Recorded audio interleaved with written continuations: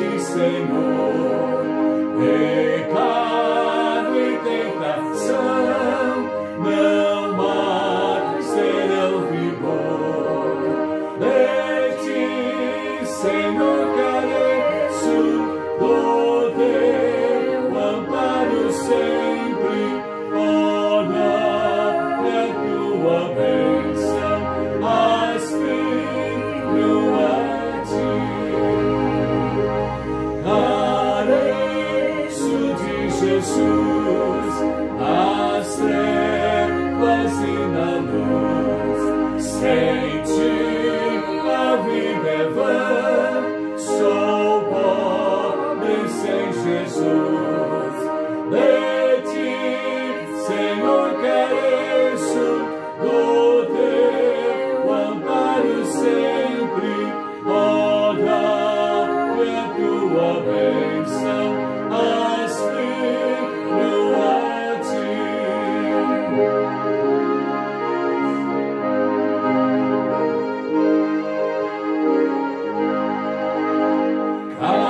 Careço de Jesus, viver desejo aqui, ligado mais e mais, ó Salvador, a ti. De ti, Senhor, careço do teu amparo sempre. Olha a tua bênção, aspiro a ti.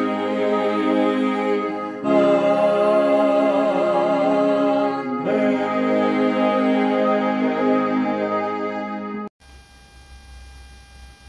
Olá, amigos de estudos bíblicos.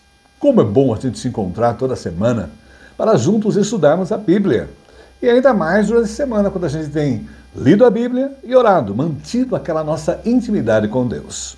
Hoje eu quero convidar a todos, os que chegam, novos e os que estão há tempos, para abrirem as suas Bíblias no livro de Obadias. Não se assuste, há esse livro na Bíblia, Obadias, lá no Velho Testamento. Então o livro de Obadias, ele é o menor livro do Velho Testamento, tem apenas 21 versículos. Obadias, e nós vamos ler e estudar esse livro hoje.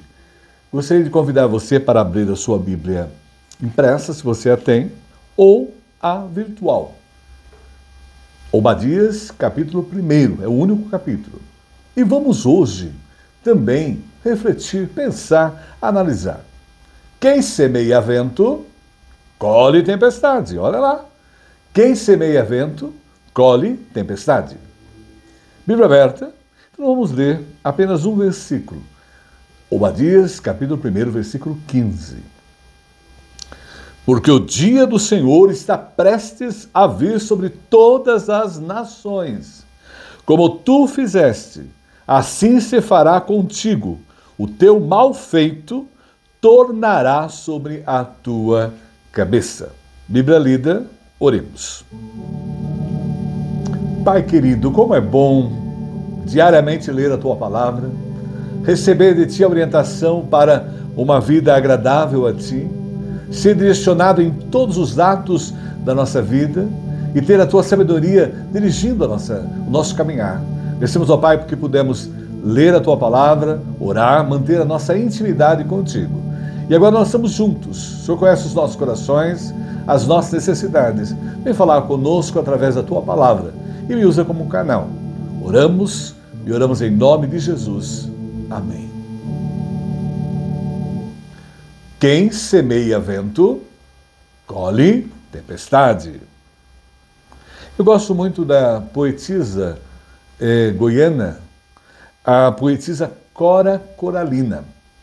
E ao preparar o estudo, eu me lembrei dela e de uma colocação bem sugestiva para o estudo de hoje.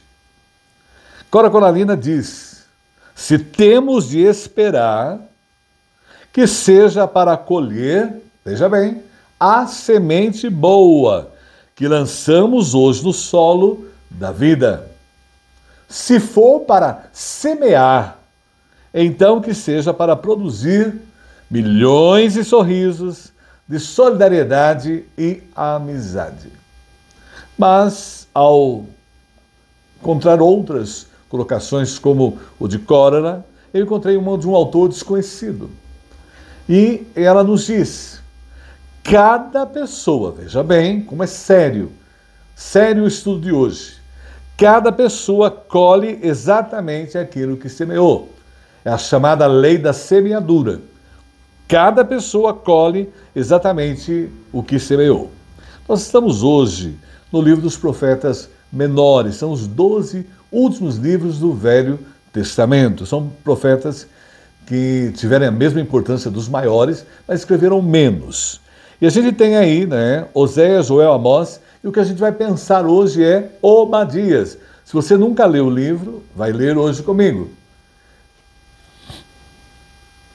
Ao abrir o livro, o capítulo 1, que é o único capítulo 1, nos deparamos com a colocação: visão de Obadias, assim diz o Senhor Deus a respeito de Edom, temos ouvido as novas do Senhor, e às nações foi enviado um mensageiro que disse: levantai-vos e levantemo-nos contra Edom para a guerra. Quando a gente lê esse livro, e vai estudar quem é o autor, a data, o nome Obadias quer dizer, em hebraico, servo do Senhor ou adorador do Senhor. Mas na Bíblia não há mais referência a esse profeta especificamente. Nós temos 13 homônimos Obadias no Velho Testamento, ele não é mencionado no Novo, mas não se sabe quem é. Nem o nome do pai, a gente pode perceber aí lendo, nem o nome do pai comumente aparece nos profetas, quando iniciam a profecia, o texto, nem o nome do pai é mencionado no título do livro. E o que trata realmente Obadias, o livro? E para eu entender mais profundamente, eu tenho que conhecer a história, o cenário da história que envolve o livro de Obadias. E nós vamos lá para dois irmãos, Jacó e Esaú. Então a história de Obadias ali, que a gente vai estudar hoje, tem esse pano de fundo. É o relacionamento entre Jacó e Esaú, filhos de Rebeca e Isaque.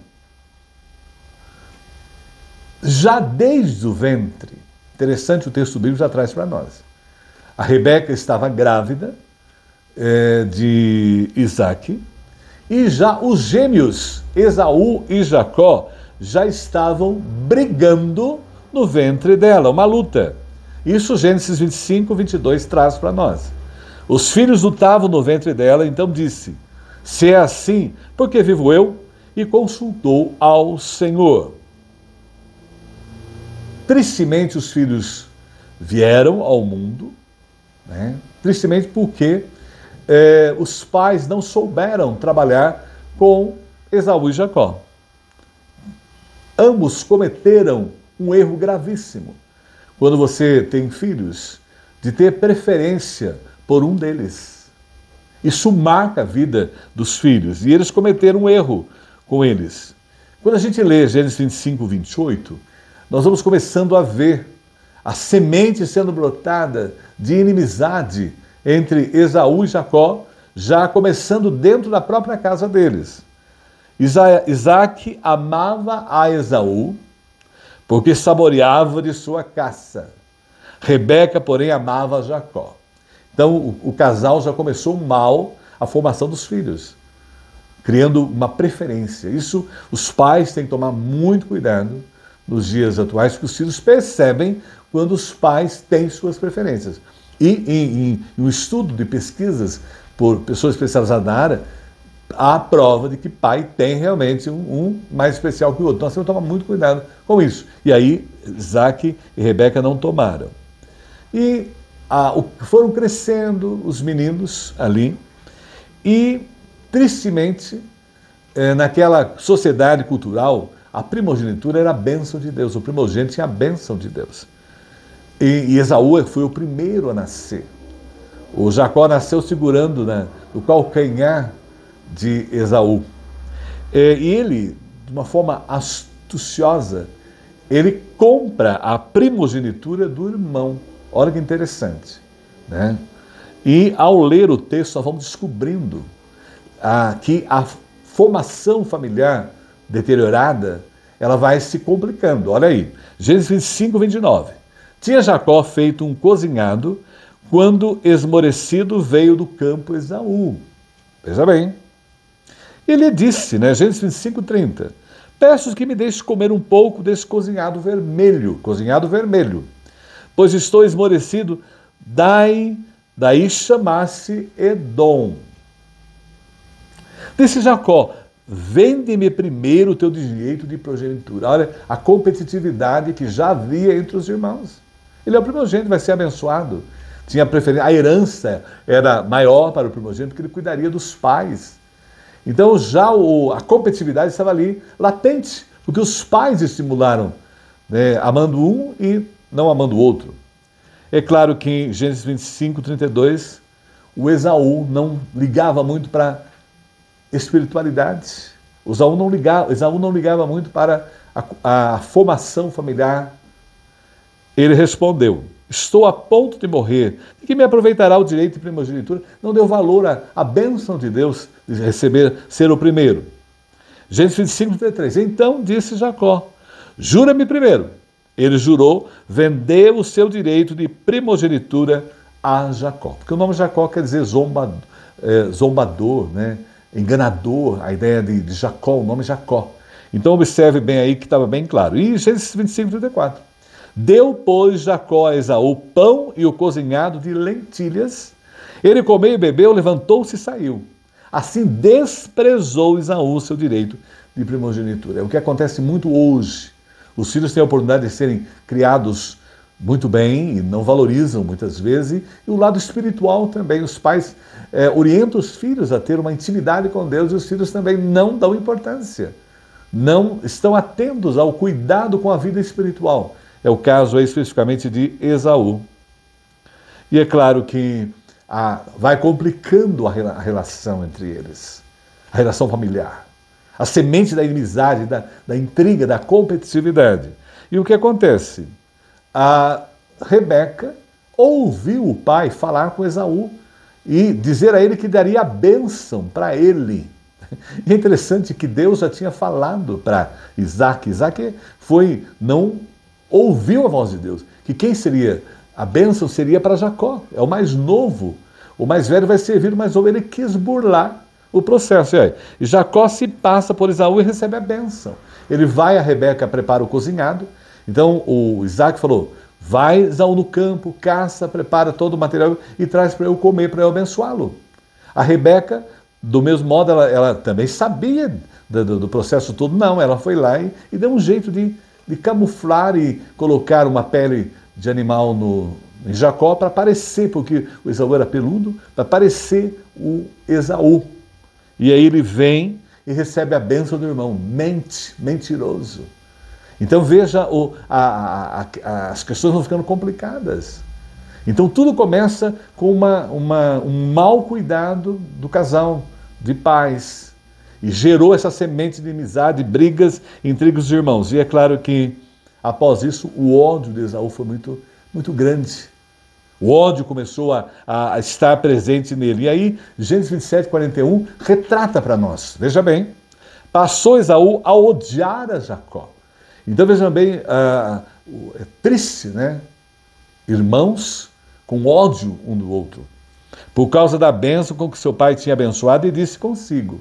Observe bem aí. Vem próximos dias de luto por meu pai. O pai ainda não tinha nem morrido. Veja bem. Então matarei a Jacó, meu irmão. Olha, veja bem. O que a gente já tinha visto lá em relação a Abel e Caim, que matou o próprio irmão lá no Jardim do Éden, a mesma coisa acontecendo aqui. Né? A inimizade, a questão complexa, que nós temos que tomar muito cuidado com os nossos familiares, nos relacionamentos, porque a formação familiar é fundamental. E aí uma formação totalmente complexa, errada, e que criou essa situação terrível. E é claro que os edomitas, eles descendiam de Esaú. Então, a partir de agora, nós vamos começar a entender o livro de Obadias. Esse pano de fundo é fundamental. E o que aconteceu? Houve uma hostilidade histórica hereditária. Essa rivalidade, essa competitividade entre os irmãos passou para as duas nações que eles formaram. Jacó, especificamente aí era Judá, né? Israel, era Judá aí, o reino de Judá em ação, e os edomitas, que eram descendentes de Esaú. É claro que Obadias 1,12 já começa a mostrar para nós essa verdade. Nós já começamos a entrar provavelmente no livro. Mas Obadias 1,12. Mas tu não devias ter olhado com prazer para o dia de teu irmão, o dia da sua calamidade, nem ter te alegrado sobre os filhos de Judá. No dia da sua ruína, nem ter falado de boca cheia no dia da angústia. Veja bem, a rivalidade foi tamanha que atingiu os dois povos. Foi hereditária. Passou de pai para filho. O ódio, relação um ao outro. E Obadias 1,13. Olha lá, agora nós estamos no livro. Não devias ter entrado pela porta do meu povo no dia da sua calamidade. Tu não devias ter olhado com prazer para o seu mal no dia da sua calamidade, nem ter lançado mão nos seus bens no dia da sua calamidade. Obadias 1,14. Não devias ter parado nas encruzilhadas para exterminarem os que escapassem, nem ter entregado os que lhe restassem no dia da angústia. É claro que Esaú e Jacó se reconciliaram. Isso, óbvio, o texto bíblico traz. Há entre eles, mas seus descendentes não. E aí, é claro, originou os edomitas. O nome Edom significa vermelho. E é um nome dado a Esaú, porque também ele vendeu a sua primogenitura por um guisado vermelho, né? Isso ficou claro lá em Gênesis 25:30. Ele disse a Esaú: peço que me deixe comer um pouco desse guisado vermelho, pois estou esmorecido, daí chamar-se Edom. É claro que em Números 20:15 vai ficando mais claro esta verdade. Como os nossos pais desceram ao Egito, e nós no Egito habitamos muito tempo, e como os egípcios nos maltrataram, a nós e a nossos pais. Então, nesse momento aqui, nós estamos em que o povo de Israel sai do Egito e está caminhando para a terra prometida. E eles vão passar pela terra dos edomitas, os seus irmãos, vamos dizer, entre aspas. E aí o texto se refere. Números 20:16. E clamamos ao Senhor, e ele ouviu a nossa voz e mandou o anjo, nos tirou do Egito. E eis que estamos em cada cidade nos confins do teu país. É Moisés falando aos edomitas, seus irmãos. Deixa-nos passar pela tua terra, não o faremos pelo campo, nem pelas vinhas, nem beberemos a água dos poços. Iremos pela estrada real, não desviaremos para a direita nem para a esquerda, até que passemos pelo teu país. Então eles pedem a oportunidade de passar pelo país. Números 20:17. Agora Números 20:18. Porém Edom lhe disse: não passarás por mim. Veja bem, a rivalidade começada dentro de casa, agora projetada entre dois povos. Porém Edom lhe disse: não passarás por mim, para que não saia eu de espada ao teu encontro. Está disposto a matá-los. Veja bem, o ódio é tanto que chegou a esse extremo. É claro que Números 20:19 ainda. Então os filhos de Israel lhe disseram: subiremos pelo caminho trilhado, e se eu e o meu gado bebermos das tuas águas, pagarei o preço delas. Outra coisa não desejo senão passar a pé. Esse era o objetivo deles, do povo de Israel. Olha o que responderam aí em Números 20:20. Porém ele disse: não passarás. E saiu Edom ao encontro com muita gente com uma mão forte. Vocês não vão passar por aqui. E Números 20:21. Assim recusou Edom deixar passar a Israel pelo seu país, pelo que Israel se desviou dele. Então a gente começa a perceber aí claramente o cuidado que nós temos que ter com os nossos familiares, a formação dos nossos filhos, os relacionamentos, porque uma semente má pode produzir frutos terríveis na nossa geração, como nas gerações que virão posteriormente, como aconteceu aí. E aí nós chegamos ao tema que vamos refletir hoje, Quem semeia vento, colhe tempestade. Então veja bem, quem semeia vento, colhe tempestade. É claro que, em primeiro lugar, isso é importante nós refletirmos. Todos os acontecimentos estão no controle divino. Isso é muito importante. Nada acontece nessa vida sem que esteja debaixo da soberania de Deus. Isso é primordial. E o texto, primeiro ponto, tudo está debaixo do controle divino. Obadias 1:1 já reflete bem isso. Visão de Obadias, assim diz o Senhor Deus a respeito de Edom. Temos ouvido as novas do Senhor e as nações foi enviado o mensageiro que disse: levantai-vos e levantemos contra Edom para a guerra. A soberania de Deus, o controle de Deus, né, é tremendo. O que nós plantamos hoje nós vamos colher. E os edomitas vão colher coisas não boas para eles. Eles estão semeando vento. Eles vão colher tempestades. E o que acontece? A soberania de Deus é tremenda. Eles vão, no momento certo, receber a disciplina de Deus. E as nações contra Edom, com seus interesses, Deus vai trazer nações contra eles. E serão direcionados por Deus, porque Deus controla todas as nações. Todos os povos estão no controle de Deus. Não há ninguém que não esteja sendo direcionado, guiado por Deus. Todas as coisas acontecem segundo o plano e a vontade de Deus. E há um efeito colateral. Deus transforma em bem quando o plano é mau. Veja bem, os edonitas nós não queremos que vocês passem por aqui, nós não queremos vocês. Se houver, vamos matar vocês, coisas desse nível. Mas veja bem, Deus age, Deus opera. E é claro que Gênesis 50:20 retrata muito bem a ação de Deus em tudo. Mesmo que nós não entendemos o que nos acontece. Vós, na verdade, aí nós estamos diante de José do Egito. Foi vendido pelos irmãos, foi mandado para a casa de Faraó, foi caluniado, foi mandado para a prisão e acabou indo para o palácio. E depois ele foi instrumento de Deus de salvação para o seu povo. E olha o que José coloca para nós, Gênesis 50:20, mostrando que há soberania de Deus. As pessoas podem tentar fazer mal contra nós, semear tempestades contra nós, mas Deus está no controle das tempestades. E olha o que diz o texto, José falando aos irmãos: vós, na verdade, intentaste o mal contra mim, porém Deus o tornou em bem, para fazer como vedes agora, que se conserve muita gente em vida. No momento, é claro, José não tinha entendido todo aquele processo, mas futuramente ele percebeu que estava nos planos de Deus, estava debaixo da soberania de Deus. E mesmo a situação dos edomitas não quererem que o povo passasse, Deus tinha um plano, um propósito em relação àquilo. Agora veja bem, Deus é soberano. Deus dirige tudo. E eu gosto muito do Abraham Kuyper, esse teólogo holandês.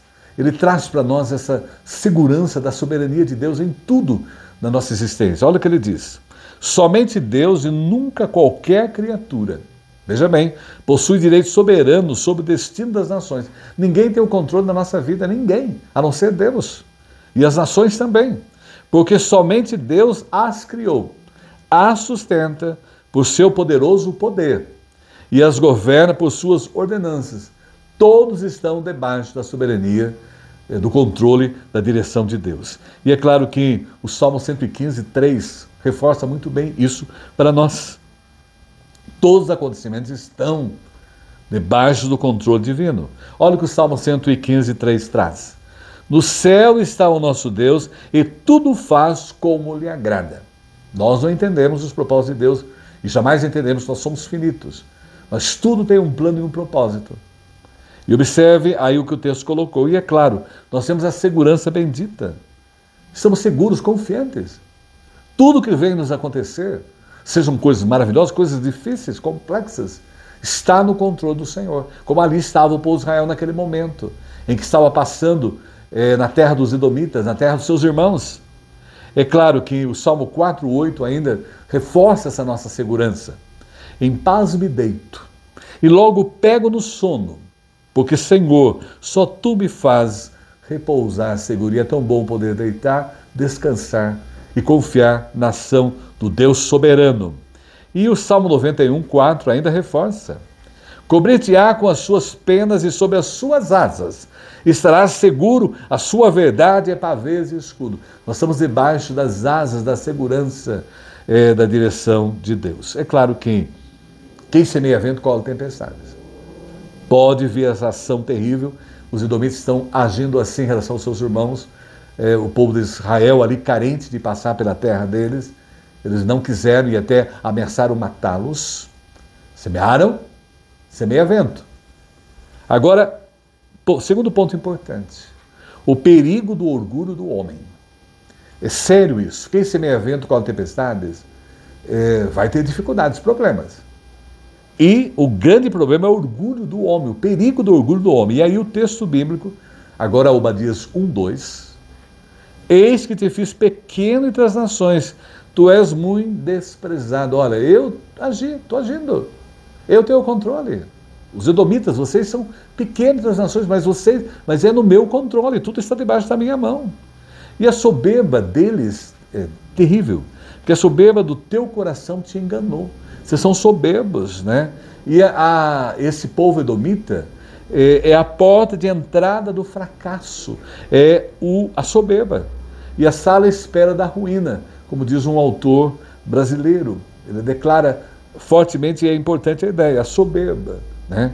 E é claro que, no caso especificamente, os edomitas viviam em regiões rochosas e altas, difícil acesso. Não se conseguia chegar ali facilmente, eles não seriam, vamos dizer assim, eles sentiam isso, ninguém vai nos alcançar aqui, nós vivemos em regiões rochosas, difícil, então eles se achavam o máximo, por isso que ninguém os tiraria ali das alturas onde eles moravam, naquelas regiões rochosas. E olha o que Obadias 1:3 traz para nós. A soberba do teu coração te enganou, o orgulho, o se achar melhor, o seu ego. Ó tu que habitas nas fendas das rochas, na tua alta morada, e diz o teu coração, quem me deitará por terra? Ninguém vai nos derrubar. Nós somos os maiores, nós somos os melhores, nós somos o máximo. É claro que a soberba, ela tem muitos filhos. Então nós temos que tomar cuidado com o perigo da soberba.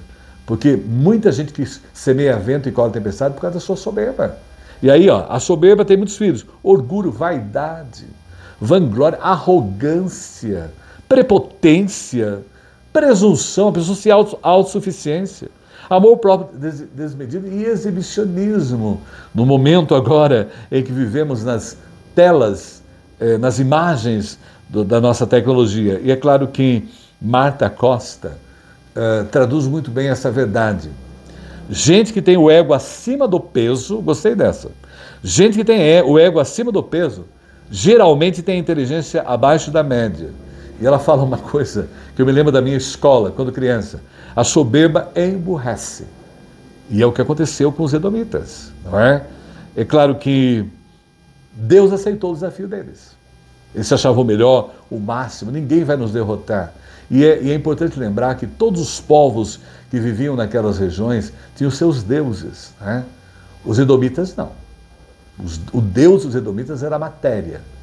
Era o poder, a força, a coisa material somente. O deus deles é o poder material, era a matéria. E olha bem aí, Deus aceitou o desafio de Edom. E Obadias 1:4, Deus vai começar a mostrar para eles que semearam vento. Se te remontares como águia e puseres o teu ninho entre as estrelas, delata e derribarei, diz o Senhor. Não adianta. Lutar com Deus é terrível. E o ego da pessoa soberba emburrece a pessoa, como a Marta disse. Perde a noção, achar-se o máximo. E é claro que a águia é uma ave orgulhosa, né? E quando eu tenho tido a oportunidade de assistir aí vídeos, né, pelo YouTube da ação da águia, ela tem um poder predador em visão aguda tremenda. Ela se prepara e vem, pega a caça e leva embora para o seu ninho. E aí ilustrava muito bem que os homens, né, não a podem derrotar. A águia os homens não podem derrotar. E veja bem, Deus tem o controle sobre as águias. Porque para Deus nada será impossível. A pessoa se acha o máximo, melhor. ela pode humilhar a outra, ela pode semear vento na vida das outras pessoas, coisas desse nível. Mas lembre-se bem, Deus age, Deus vai operar. E porque para Deus nada será impossível, mesmo ali alcançá-los naquelas alturas onde as águias faziam os seus ninhos. E a avenida do orgulho, é sério, é uma ladeira de mão única, que infelizmente leva o orgulhoso à perdição, sem que ele se dê conta. E é triste porque o homem orgulhoso, como acontecia com os edomitas, levou a confiar nos seus recursos. E a mesma coisa acontece hoje. Os homens orgulhosos confiam no que têm, não no que são, mas no que têm. E é claro que em 1 Coríntios 8:2 reforça essa ideia para nós. Se alguém julga saber alguma coisa com efeito, não aprendeu ainda como convém saber. Nós não sabemos nada. Nós diariamente estamos aprendendo. E Bill Gates, né, um grande transformador da informática, ele tem uma frase também muito sugestiva a nós. A humildade é a chave para o sucesso. Se eu quero ser bem-sucedido diante de Deus, a humildade, a total dependência de Deus é a chave para o sucesso. E em 1 Pedro 5:5 ainda nos ensina: rogo igualmente aos jovens, sede submissos aos que são mais velhos. Outro sim, no trato de uns com os outros. Cingi-vos todos de humildade, porque Deus resiste aos soberbos, contudo, aos humildes concede a sua graça. É claro que quem semeia vento colhe tempestades. Os edomitas o fizeram aí. Enfrentaram Deus porque eram orgulhosos. E é claro que o que o homem semear, colherá. E o que eles semearam, eles vão colher. Terceiro ponto importante. Obadias 1:10. Por causa da violência feita a teu irmão Jacó, cobrir-te-á a vergonha e serás exterminado para sempre. Triste a profecia de Obadias aos edomitas. Olha aí a que ponto chegou a sua situação ao semear os ventos. Agora, o porquê da destruição de Edom? Edom, na verdade, hoje, se você visitar a Jordânia, não deixe ir a Petra. Petra na Jordânia é onde viviam os edomitas. E quando houve a invasão da Babilônia, né, dos caldeus, invadiram Jerusalém, Edom foi junto para participar dessa invasão. Agiu contra os seus próprios irmãos, que eram os filhos de Jacó. Olha Obadias 1:11. No dia em que, estando tu presente, estranhos lhe levaram os bens, e estrangeiros lhe entrarão pelas portas e deitarão sorte sobre Jerusalém. Tu mesmo era um deles. Vocês participaram. Então, por isso, vocês serão exterminados. Enquanto os estrangeiros levaram e tomaram Jerusalém, eles ali aliaram o invasor e participaram do saque. Houve aí o que a gente chama de fratricídio. Eles participaram do assassinato dos seus próprios irmãos. E é claro que olhou com prazer o sofrimento de Israel. Olha a triste realidade, a triste situação. O próprio irmão olhando com prazer. Olha Obadias 1:12. Mas tu não devias ter olhado com prazer para o dia do teu irmão, o dia da sua calamidade, nem ter te alegrado sobre os filhos de Judá no dia da sua ruína, nem ter falado de boca cheia no dia da angústia. E retrata muito bem, lá o Salmo 137, retrata a ação deles em relação aos seus irmãos. Contra os filhos de Edom, lembra-te, Senhor, pois no dia de Jerusalém, pois diziam, arrasai até o fundamento. Com prazer ali queriam que fossem destruídos os irmãos deles. O ódio também queria ver a eliminação deles ali e participando disso. Então a crueldade no dia de Jerusalém. Enquanto então Jerusalém é destruída por Nabucodonosor, lá no ano 586 a.C., eles ficaram em cima dos montes e gritavam, que a gente leu aí no Salmo, arrasai até os fundamentos. E eles ainda, pior ainda, matavam os feridos de guerra. O 12, eles não deveriam ter olhado com prazer o dia da destruição do seu irmão. É claro que havia uma satisfação doentia com a desgraça alheia. É triste isso. Aí a gente percebe no próprio século XXI, nós percebemos muito bem o prazer deles com o sofrimento alheio. Isso, segundo especialistas, é uma reação biológica. Então, a conclusão é que sinta maior prazer em relação, principalmente as pessoas hoje, que você tem inveja delas, quando elas estão mal, há uma alegria da pessoa em ver o seu inimigo mal. E aí eles estavam na mesma situação, o prazer de ver a desgraça do outro. E hoje, tristemente, a gente vê nas redes sociais as pessoas postando até colocações de prazer de ver a morte do outro, né? Prazer de ver a morte, ridicularizando, né? Sendo até mandados embora dos países onde fizeram isso. E o pior, olha o que Edom fez, olha, semeando vento. Tomou os bens de Israel. Além de ajudar a destruir a Jerusalém, eles ainda espoliaram, tiraram os bens de Israel. Olha o que diz Obadias 1,13. Não devias ter entrado pela porta do meu povo. No dia da sua calamidade, tu não devias ter olhado com prazer para o seu mal no dia da sua calamidade, nem ter lançado mão dos seus bens no dia da sua calamidade. É triste isso. As pessoas se aproveitam da situação de queda do outro, têm prazer, publicam, se satisfazem com isso. E Edom, ainda pior, ele matava os que fugiam, os seus próprios irmãos, e capturava os fugitivos e entregava para o Nabucodonosor. Olha Obadias 1,14. Não devias ter parado nas encruzilhadas para exterminares os que escapassem, nem ter entregado os que lhe restassem no dia da angústia. Agora lembre-se bem, não se pode pecar impunemente. Tudo que a pessoa semear, tudo que ela fizer, que seja bom, será abençoado abundantemente por Deus. Mas lembre-se bem, Deus também é soberano e Ele vê, observa tudo. E não se pode pecar impunemente, como eles estavam fazendo ali naquele momento. Obadias 1,15. Porque o dia do Senhor está prestes a vir sobre todas as nações. Como tu fizeste, assim se fará contigo. O teu mal feito tornará sobre a tua cabeça. Veja bem, virão as consequências. Nós fazemos nossas escolhas, mas teremos também as nossas consequências do que nós plantamos diante da realidade da nossa vida. Em Gênesis 6, ou melhor, Gálatas 6:7. Não vos enganeis. É seríssimo a colocação aí, falando a Edom e falando a nós. O que o homem semear, ele colhe. Não vos enganeis, de Deus não se zomba, pois aquilo que o homem semear, isso também ceifará. É claro que não se pode agir sem avaliar. Nós devemos tomar muito cuidado com os nossos procedimentos, com os nossos atos, na relação familiar, na relação social, na relação profissional, enfim, nos relacionamentos. Tudo que plantarmos terão consequências. Se semearmos vento, vamos colher tempestades. E é claro, olha o que diz os pensamentos judaicos. E é interessante, eu fiz questão de colocá-los aqui.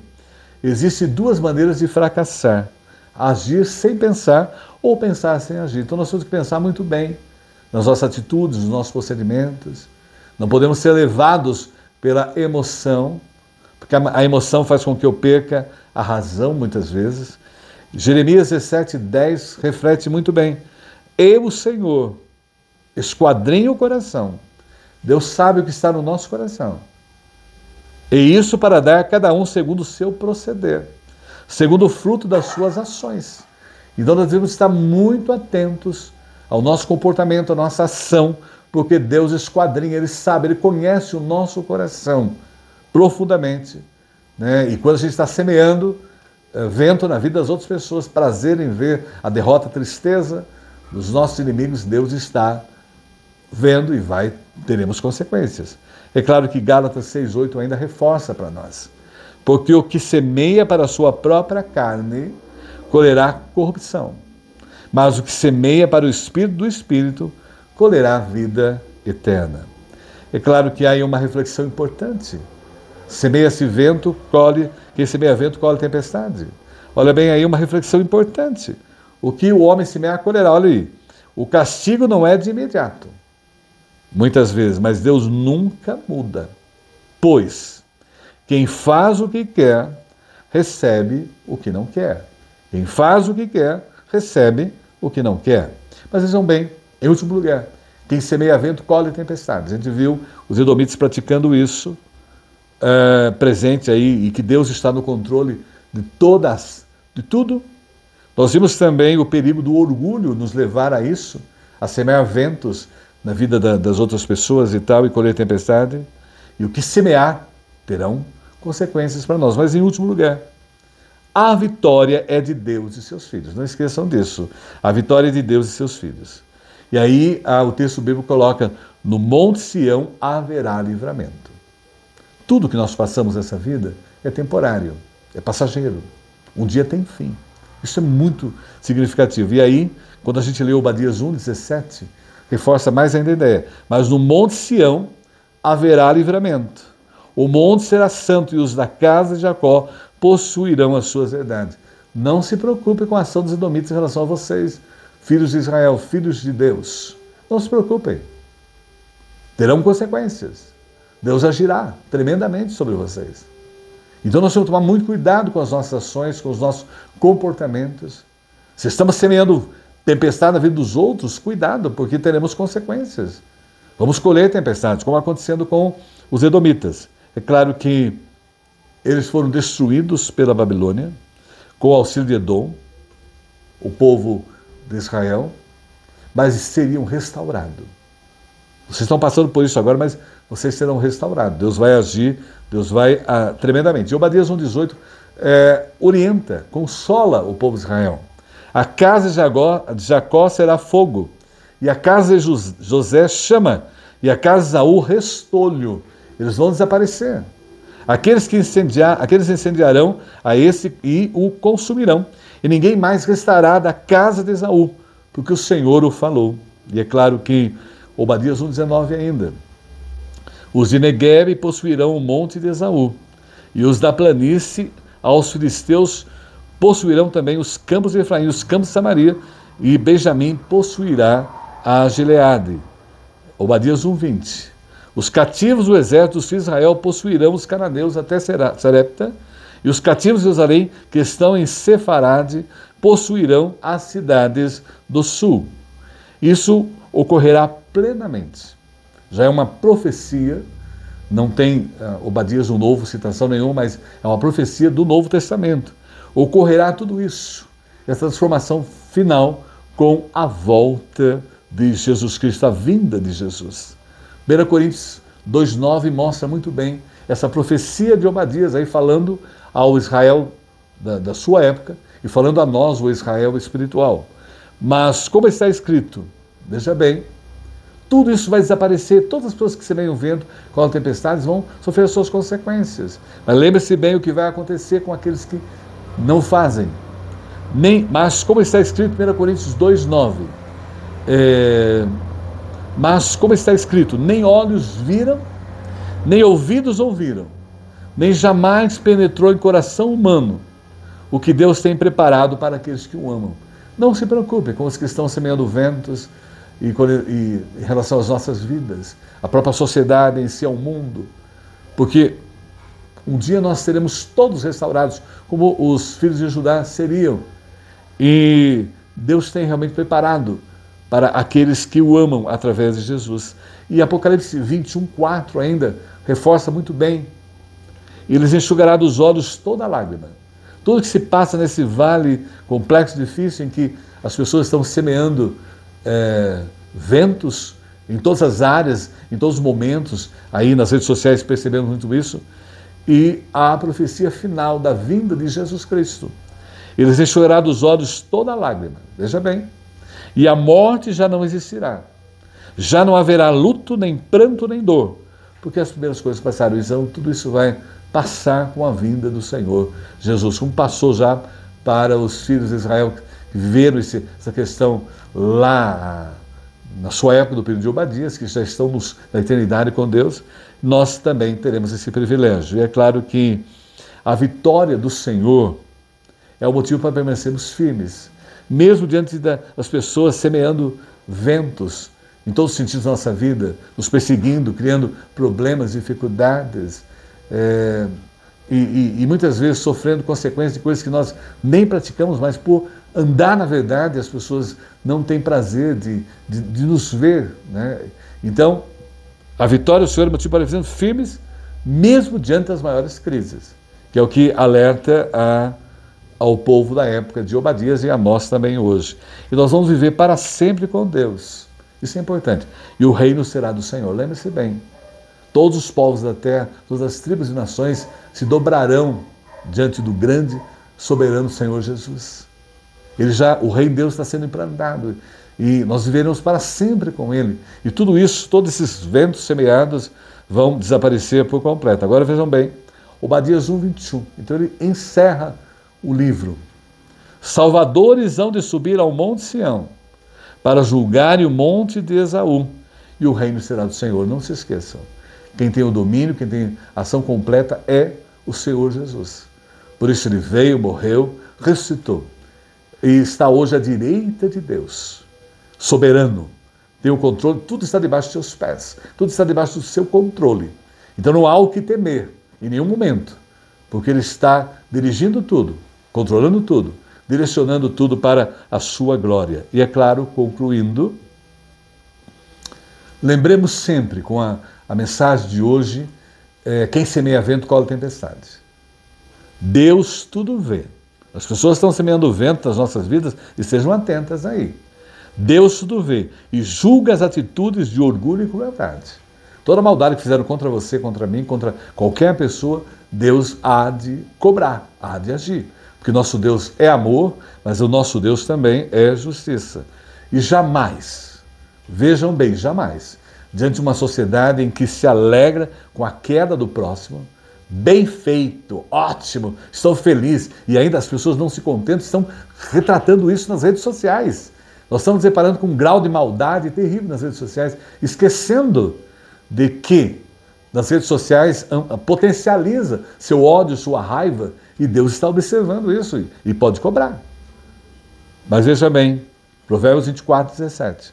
Quando cair o teu inimigo, não te alegres, e não se regozije o teu coração quando ele tropeçar. Não tenha prazer de ver a queda do outro, principalmente aquelas pessoas que você tem inveja e você não gosta, que você detesta. Porque Deus vai cobrar seriamente, porque nós estamos diante de um Deus que é juiz e soberano. E é claro que o dia do Senhor, que é a volta de Jesus, então ele termina uma realidade futura para todas as nações. Todos deverão dobrar o joelho diante do Rei dos Reis, Senhor dos Senhores. E um alerta para nós, sério hoje, e também a esperança plena, não é? Da volta de Jesus Cristo. E que tudo isso vai ser dissipado. Então, lembre-se bem, há uma promessa, mesmo que os ventos venham, e saibam que nas tempestades o Senhor Jesus está conosco. E cuidado com aqueles que semeiam vento e colhem tempestades. Que Deus abençoe. Amém. E concluo. A justiça de Deus, deixei para o finalzinho isso, pode demorar, mas ela vem. Então, cuidado com a justiça de Deus. Que Deus abençoe. Amém.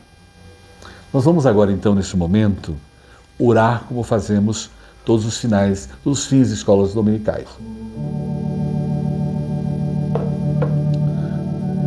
Pai querido, como é bom nós fazermos parte da Igreja de Cristo. Isso é muito mais importante. Temos as nossas denominações, agradecemos por cada uma delas, mas o mais importante é sermos da Igreja de Cristo. Queremos agradecer porque estão todos no mundo inteiro e aqueles que já estão na glória contigo na Igreja triunfante. Louvamos-te porque somos parte dela e estamos aqui a levar a tua boa nova de salvação àqueles que não precisam, aqueles que precisam conhecer da tua graça e do teu poder. Louvamos-te por isso, ó Pai, e por esse privilégio. E agradecemos, Senhor, pela vida dos nossos professores, comemoramos essa semana, gratos porque o Senhor tem nos dado para que nos oriente no caminho do Senhor. E também nos prepare para vivermos uma vida diante da sociedade, com respeito, com solidariedade, com amor ao seu semelhante, e que possamos fazer o melhor para o bem da sociedade e para o Senhor. Queremos, ó Pai, também te agradecer pelas misericórdias do Senhor que tem se renovado a cada manhã a nosso favor. O teu cuidado para conosco. Nós te louvamos por isso, ó Pai. E queremos, Senhor, também estar nesse momento agradecendo pelo atendimento aos nossos pedidos. E o Senhor tem ouvido as nossas orações. Queremos, ó Pai, nesse momento interceder pela vida do Rafael, Senhor, que está em coma há 50 dias, após tomar aquela bebida com metanol. O Senhor esteja cuidando dele, guiando e juntamente com ele outras pessoas que estão a enfrentar problemas similares. Cuida dele, Senhor. Nos lembramos, ó Pai, do Paulinho, que é motorista da educação de Apiaí, que está em cirurgia em Sorocaba e fez cirurgia e está em recuperação. Cuida dele, cuida do seu tratamento. Colocamos, ó Pai, a minha ex-aluna, a Mônica Pires, que vai em busca de tratamento lá em Jaú, descobriu um câncer, vai fazer exames. Cuida dela, Senhor, cuida de todo o processo, Senhor, a abençoe e esteja curando a vida dela, Senhor, fisicamente. Esteja, ó Pai, com as pessoas que perderam seus entes queridos. Nos lembramos do seu Virgílio e a sua família que faleceu essa semana, especialmente sua filha Lorena. Esteja dando conforto a ela nessa hora tão difícil da vida. Guarda, Senhor, também os familiares de Neide Massoni, que partiu também, hoje está sendo enterrada. O Senhor conforte o coração de todos eles.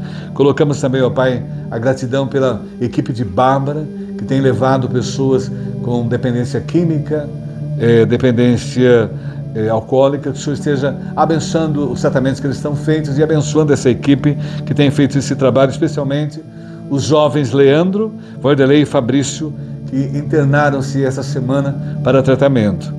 Queremos, ó Pai, também interceder pelo culto de gratidão de 15 anos da Igreja Batista do Palmital e seja abençoando a Janice, que irá lá ser um instrumento de Deus a falar naquela oportunidade. E seja, ó Pai, também acompanhando a visita que será feita à família Gianazzi, lá em São Paulo, Senhor, com a presença do reverendo Domingos e a sua esposa Beth e Janice, que estarão lá fazendo essa visita a eles. Que seja um momento de bênçãos, momento alegre e feliz para a vida daquela família.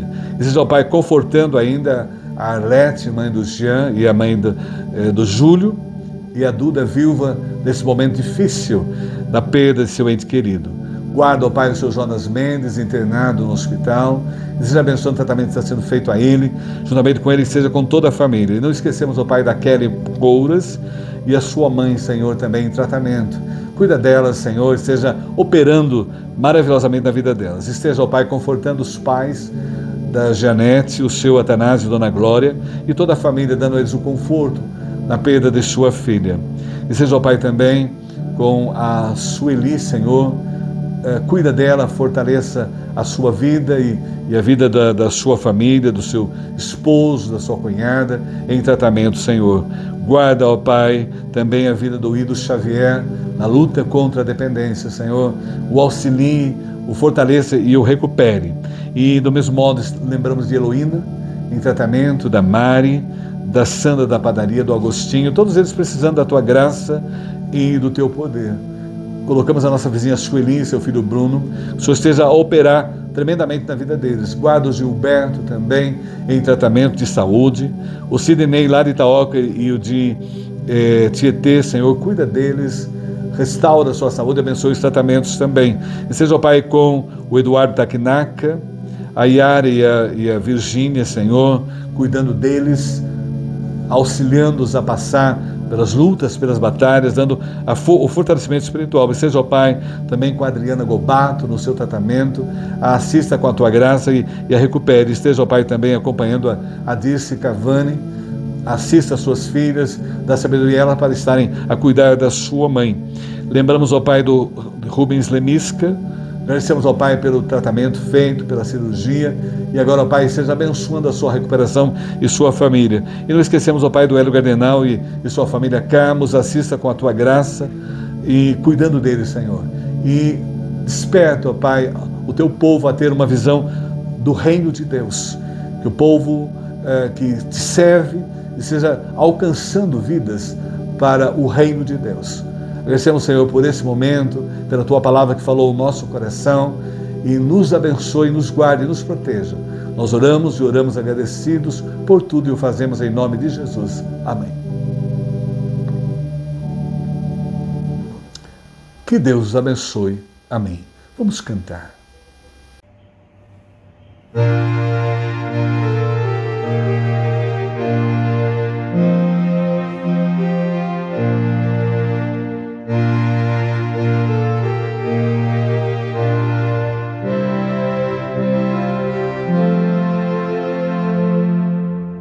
Vai, alma tristonha,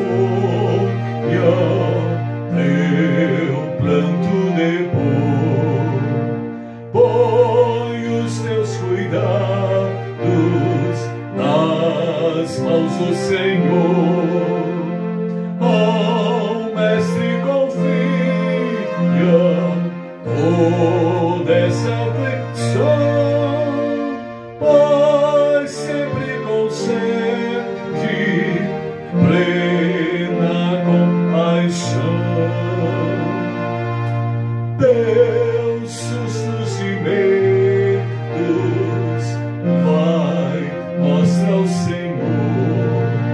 Seu mando transforma a noite em fulgor. Ergue a tua fronte, logo há de raiar o sol que dissipa nuvens de pesar.